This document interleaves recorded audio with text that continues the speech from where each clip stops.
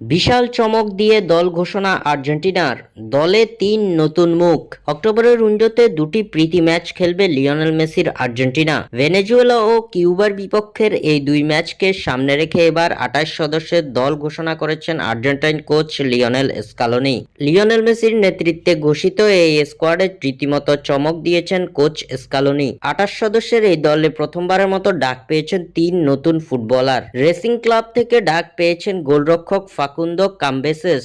River plate থেকে চমক হিসাবে ডাক পেয়েছেন তরুণ ডিফেন্ডার লাউতারো রিবেরো ও পালমেইরাসের মিডফিল্ডার আনিবাল মোরেনো। এছাড়াও আক্রমণভাগে আছেন ফর্মের তুঙ্গে থাকা দুই তরুণ তারকা নিকো পাজ ও ফ্র্যাঙ্কো মাস্তান্তুনো। এক নজরে আর্জেন্টিনার squad: goalkeeper Emiliano Martinez, Geronimo Rulli, Walter Benitez, Facundo Cambeses. Defender Gonzalo Montiel, Nahuel Molina, Cristian Romero, Leonardo Balerdi, Nicolas Otamendi, Marcos Senesi, Lautaro রিবেরো, মার্কোস সাকুনা, নিকোলাস তাগলিয়াফিকো।